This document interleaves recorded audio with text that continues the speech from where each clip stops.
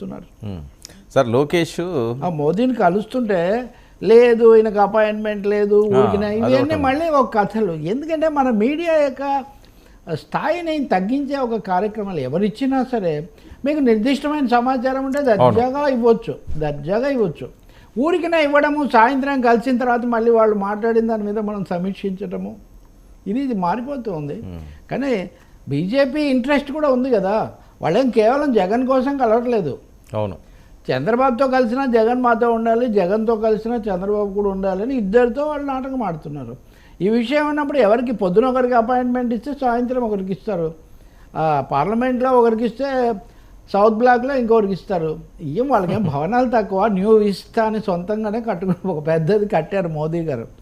కాబట్టి ఒకటండి, ప్రత్యర్థిని ఎప్పుడూ కొంచెం ఎక్కువ అంచనా వేయాలి కానీ తక్కువ అంచనా వేయకూడదు. ఏపీ రాజకీయాల్లో, సోషల్ మీడియాలో కూడా ప్రత్యర్థిని చాలా తక్కువ చేసి చూపించడం ఒక పరిపాటిగా మారింది. దానివల్ల పైన నాయకులకు తెలుసు సమస్యలు, కానీ కింద క్యాడరు, ఆ సోషల్ మీడియా సైనికులు అదే లెక్కే ఉంది ఇదే ఉంది అంటాం. వాళ్ళేమో ముప్పు తిప్పలు పడుతుంటారు, ఎలా ఎదుర్కోవాలి, ఎవరిని కలుపుకోవాలి, ఎవరిని ఎలా చేయాలని. పవన్ కళ్యాణ్ చేసేది అదే కదా. మనం కనుక కలవకపోతే ఆయన 20 ఏళ్ళ అధికారంలో ఉంటాడని పవన్ కళ్యాణ్ సూటిగా చెప్పాడు కదా. కాబట్టి ఆ విషయంలో చంద్రబాబు తెలుగుదేశం కంటే జనసేన పవన్ కళ్యాణ్ బెటర్. వాడి శత్రువు ప్రత్యర్థి యొక్క బలం చాలా ఎక్కువగానే ఉంది. మనం ఎదుర్కోవాలంటే మనం అందరినీ కలుపుకుపోవాలి, ఓట్లు చీలకుండా చూడాలి, లేకపోతే ఆయన ఉంటే మనం మొదటిగా మనకి అనేది చాలా సూటిగా తన సందేశం ఇస్తున్నాడు. సో ఏ రకంగా చూసుకున్నప్పటికీ కదా లోకేష్ శంకారావం అని చెప్పి ఆయన మళ్ళీ 40 రోజులు షెడ్యూల్ ప్రకటించుకున్నారు. సో ఇప్పటికి వచ్చి పవన్ కళ్యాణ్ గారిది ఇంకా షెడ్యూల్ రిలీజ్ అవ్వలేదు. ఈయన ఢిల్లీ నుంచి వచ్చిన వెంటనే వీళ్ళు ఈరోజు కలుస్తారని ఒక టాక్. చంద్రబాబు నాయుడు గారు ఇది వాళ్ళు ఎన్ని సీట్లు డిమాండ్ చేశారో ఏంటో ఈయనతో డిస్కస్ చేసిన తర్వాత ఫైనల్ అవుతుందని. ఈలోపు ఒక పక్క రాకదలరా అని ఆయన వెళ్తున్నారు జనాల్లోకి. లోకేష్ కూడా 40 రోజులు షెడ్యూల్ వేసుకున్నారు. సో ఈయన ఇంకా ఇప్పటికన్నా సరే జనాల్లోకి రావాల్సిన అవసరం ఉందా పవన్ కళ్యాణ్ గారు? ఇంకా సమయం ఉందంటారా? సో ఆయన సమయం తీసుకొని షెడ్యూల్ ప్రకారం వస్తాడు. వీళ్ళకున్నంత హడావుడి కానీ వీళ్ళకున్నంత విరామం కానీ ఆయనకు లేవు. ఆయన ఆలోచనలు, ఆయన లెక్కలు ఆయన వేరు. పైగా ఆయన బీజేపీని టీడీపీని బ్యాలెన్స్ చేసుకునే ఒక ప్రయత్నం. కాపునాడు లేకపోతే కాపునాడు కాదు, కాపు పెద్దలు, కాపు సమాజము వాళ్ళ ఇది నిలబెట్టుకోవటం ఒకటి, 2-3 సమస్యల్లో ఉన్నారు ఆయన. వీళ్ళ విషయానికి వస్తే ఒక విధంగా లోకేష్కు పెద్దగా పని ఏం లేదు. ఇప్పుడు ఏ సమయంలో అయితే ఇంకా చర్చల్లో ఆయన ఏం పాల్గొనట్లేదు. కీలకంగా పై స్థాయిలో ఢిల్లీలోనో ఇంకో చోట లోకేష్ రావాలని ఎవరు అడగరు. కాబట్టి ఆయన జనంలోకి వెళ్ళి తనదేదో తన ప్రచారం చేసుకోవడం, కొంతవరకు కార్యకర్తలు, అభ్యర్థులు మూడ్స్ అవి చర్చించే పని చేస్తాడు. చంద్రబాబు అడపదడప ఇటు కదలిరా అని, ఇటు కదలి రమ్మంటే ఇటు జనం దగ్గరికి, అటు కదలి రమ్మంటే అటు ఢిల్లీకి వెళ్తూ వాళ్ళు కాలక్షేపం చేస్తారు. మీరు ఒకటి గుర్తించాలి, మనకు ఇప్పుడు ఫ్లాష్ న్యూస్లు తప్ప మామూలు న్యూస్లు మనం ఒప్పుకునే పరిస్థితి లేదు కదా. మనం ఫ్లాష్ చేయడమే కానీ ఇంకా బీజేపీ టీడీపీ జనసేన అలయన్స్ ఇంకా పూర్తిగా తేలలేదు. నిన్ననే సుజనా చౌదరి కేంద్ర మాజీ మంత్రి ఆయన ఇంకా క్లారిటీ రాలేదు అని కూడా చెప్పాను. నేను క్లారిటీ ఇవ్వలేదు ఇంకా బీజేపీ నాయకత్వం ఒక సానుకూల దిశలో ఉందనేది కనిపిస్తుంది. కానీ ఫైనల్గా మీరు ఒకటి గుర్తుపెట్టుకుంటే కండిషన్ సప్లైని బీజేపీ తన టర్మ్స్తో ఈ పొత్తు కుదుర్చుకోవాలనుకుంటుంది. ఆ టర్మ్స్లో చంద్రబాబు నాయుడుకి ఏమేం చెప్పారు, వాటికి ఆయన తన పార్టీని ఒప్పించగలిగారా లేదా ఆ ప్రశ్న ఇంకా మిగిలే ఉంది. కాబట్టి నెంబర్ బయటకు వస్తే తప్ప ఇది నెంబర్ గేమ్ కూడా. ఇది ఈ నెంబర్ గేమ్లో 2 పక్షాలను ఆయన అకామిడేట్ చేసుకోవాలి. రెండోది వాళ్ళు ఏ సీట్లు అడుగుతారు, ఆ సీట్లలో తన వాళ్ళు ఏమవుతారు. సో ఈ సమస్య అంతా ఉంది. సో కసరత్తు మిగిలే ఉంది. ఓన్లీ కరచాలనాలే అయ్యాయి కానీ కసరత్తు ఇంకా మిగిలే ఉంది. అందుకని ఇంకా సమయం పడుతుంది. ఇంకా బహుశా 1-2 రౌండ్లు వాళ్ళు కలిసినా ఇబ్బంది లేదు. మీరు చూడండి, పవన్ కళ్యాణ్ వెళ్తాడని మొన్నటి నుంచి చెప్తున్నారు. ఆయన ఇప్పుడు మళ్ళీ రేపు వెళ్తాడు అంటున్నారు. వెళ్తే వాళ్ళు ఇదంతా బ్రీఫ్ చేయాలి ఆయనకు. వాళ్ళ థాట్ ఎలా ఉంది, చంద్రబాబు థాట్ ఎలా ఉంది, ఇవి చెప్పి మళ్ళీ ఒక మిక్స్చర్ తయారు చేయాలి. సో ఇవన్నీ సమయం పట్టే విషయాలు. సరే, ఈ కమ్యూనిటీలో కూడా మళ్ళీ గందరగోళం ఉంది. ఏదో వీళ్ళు వచ్చి చెప్తారు, ముగ్గురు కలిసి వెళ్తారు అని చెప్పి ఆ సామాజిక వర్గానికి, పవన్ కళ్యాణ్ గారికి మద్దతుగా ఉన్న సామాజిక వర్గం అంతా కూడా సరే ఈసారి కలిసి వెళ్దాము, మనల్ని ఎంతో కొంత కాపు కాసి అయినా ఆయనే ఇంక వేరే ఆల్టర్నేటివ్ లేదు కదా అనుకున్న టైంలో ఈ పొత్తులు ఈ అంశాలు ఇవన్నీ కూడా కన్ఫ్యూజన్గా ఉండడంతో వాళ్ళు కూడా నిరాశ నిస్పృహ వస్తుందని చెప్పి వైరల్ అవుతున్న టాక్. అది నిజమే కదా. ఇప్పుడు టర్మ్స్ బీజేపీ అయినప్పుడు పవన్ అయినప్పుడు ఒకటే విధంగా ఉండదు కదా. అసలు చంద్రబాబుతో కలిసినప్పుడే ఈ పర్పస్ కొంత దెబ్బతిందేమో అని వాళ్ళు లేఖలు ఇవన్నీ చేస్తూ వాళ్ళు తంటాలు పడుతూ వచ్చారు. ఇప్పుడు చంద్రబాబు నాయుడు కాకుండా ఇంకా బీజేపీ కూడా వచ్చిన తర్వాత ఇప్పుడు హిందుత్వ ఎజెండా వస్తుంది, ఇప్పుడు మోడీత్వ ఎజెండా వస్తుంది, ఇప్పుడు చంద్రబాబుది అది ఎలాగూ ఉంటుంది. కాబట్టి ఇలాంటి సమయంలో ఇంకా పవన్ కళ్యాణ్, కాపును పెద్దలు, ముద్రగడ, హరిరామజోగయ్య ఈ కాంబినేషను ఈ ఈక్వేషన్స్ మారుతాయి కదా. దీనికి ఆయన సిద్ధపడుతూ ఉన్నారు. తప్పదు, ఇలా అయితే తప్ప జగన్ ఓడించలేము అని. ఇప్పుడు ఇక్కడ చిన్న తేడా ఉంది. రెండు ఒకటే కానీ చిన్న తేడా ఉందని. రెండు ఒకటే అంటే ఏంటి, ఈ పెద్దలు వీళ్ళందరికీ కాపులు వాళ్ళ ప్రాబల్యం పెరగటం, వాళ్ళకు భాగస్వామ్యం రావటం, ఎంతసేపు ఆ రెండు కులాలైనా మనం కూడా పైకి రావాలి, అది వాళ్ళకు ప్రధానమైన లక్ష్యం. జగన్ దించాలి, మోదీని మూడోసారి ప్రధానమంత్రిని చేయాలి అన్నది పవన్ కళ్యాణ్ లక్ష్యం. అందులో ఇది కూడా ఉంటుంది, ఇది సెకండరీగానో లేకపోతే ఈక్వల్గానో ఉంటుంది తప్ప అంతకంటే ఎక్కువగా ఉండదు, ప్రధానంగా ఉండదు. ఆయన చెప్తూ ఉంటారు కూడా పదే పదే. ఇంకా చంద్రబాబుదేమో చివరి లాస్ట్ ఛాన్స్, తప్పకుండా మళ్ళీ రాష్ట్రంలో ఏదో ఒక విధంగా అధికారానికి వచ్చి తర్వాత వీలైనంత వరకు అప్పగించి చేస్తే నా పని అయిపోతుంది అని ఆయన. సో ఈ మూడు లక్ష్యాల మధ్య ఒక చిన్న తేడా, స్పష్టమైన తేడా ఒకటి వస్తుంది. అందుకనే ఇవాళ ఆల్మోస్ట్ బీజేపీతో చర్చలు మొదలైన రోజు నుంచి ఈ ఫ్రంట్లో, కాపు ఫ్రంట్లో మీకు సైలెన్స్ చూస్తున్నారు మీరు. అవును, సైలెన్స్ అనేది మాటల కంటే కూడా ప్రమాదకరమైంది. మాట్లాడేటప్పుడు ఒక విమర్శనో ఏదో ఆరోపణ చేస్తే దానికి సమాధానమో ఖండనో ఏదైనా మీరు చేయగలుగుతారు. నేను ఎందుకు సైలెంట్గా ఉన్నానో మీకు తెలియదు, నా మనసులో ఏముందో మీకు తెలియదు, నేను నిజంగా సైలెంట్గా ఉన్నానో లేక వేరే వాడితో మాట్లాడుతున్నానో మీకు తెలియదు. ఎందుకంటే జగన్మోహన్ రెడ్డి వాళ్ళు కూడా ఖాళీగా ఉండరు కదా. వైసీపీ వాళ్ళు కూడా వాళ్ళకి ఇప్పటికీ ఆల్రెడీ ఒక శిబిరంలో కొంత ఒక సెక్షన్ వాళ్ళకు ఉంది.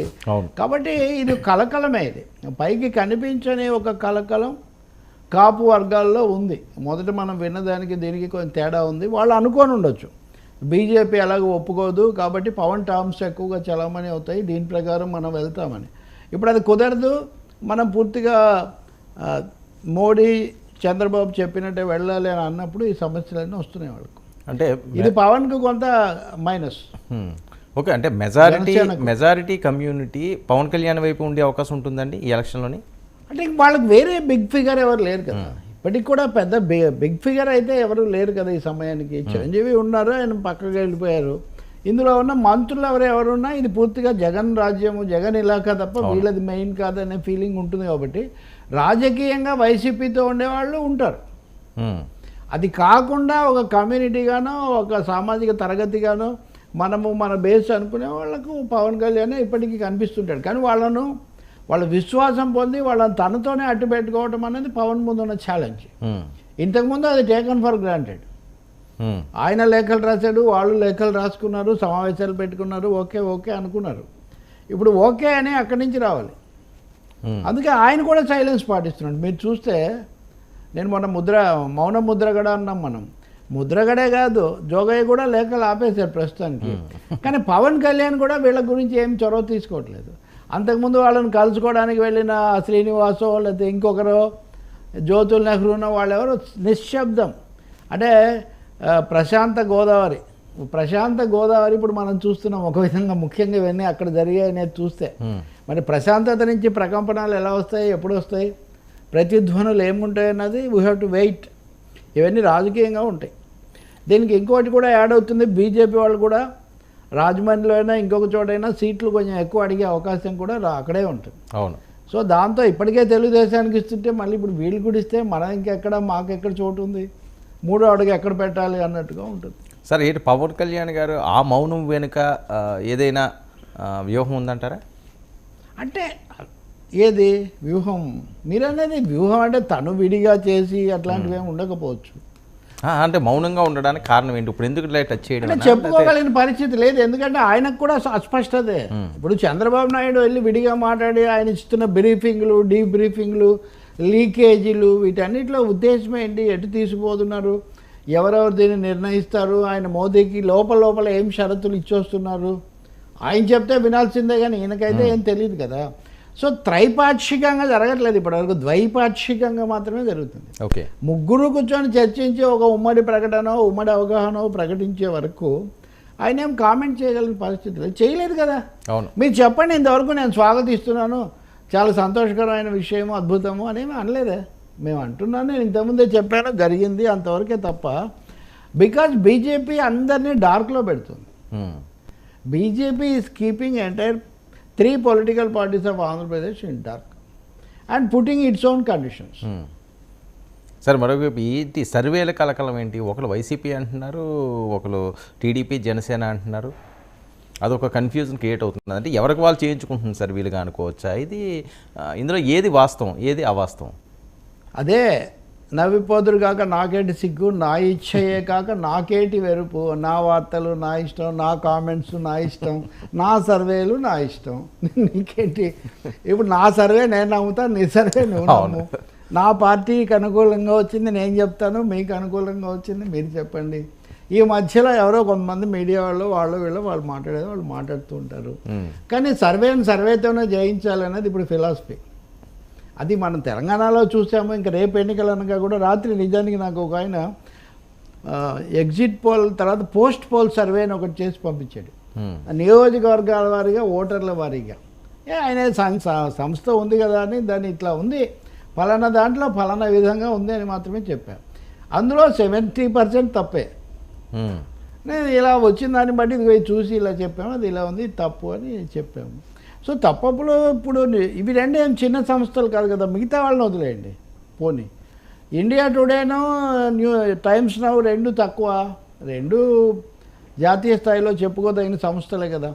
ఒకరేమో పూర్తిగా ఒక విధంగా చెప్తే వైసీపీకి అన్నీ వచ్చేస్తాయి దాదాపు పార్లమెంట్ సీట్లు అని చెప్తే, ఇటువైపు పూర్తి డిఫరెంట్గా వస్తే ఎవరింట్లో పండుగ వాళ్ళు చేసుకుంటున్నట్టుగా ఉంది సర్వేల పరిస్థితి.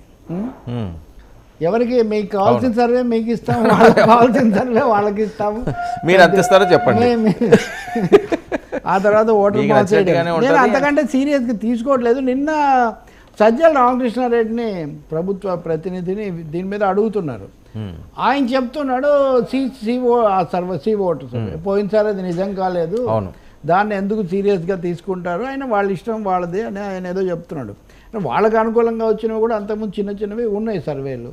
అందువల్ల నేను వీటిని మరీ ఎక్కువగా పండగ చేసుకోవడం అనవసరం. మామూలుగా ఇంట్రెస్ట్గా రకరకాల కోణాల్లో విన్నట్టుగానే దీన్ని కూడా వినడం అని అనుకుంటున్నాను నేను. అంత నిర్ధారణగా, పైగా రెండు అంత విరుద్ధంగా ఎలా వస్తాయి వర్మ? అదే ఓటర్లు. కానీ ఒకటైతే ఉంది, ఓటింగ్ శాతం చూసినప్పుడు అందరూ 40+ అటు ఇటుగా ఇస్తున్నారు ఇద్దరికి.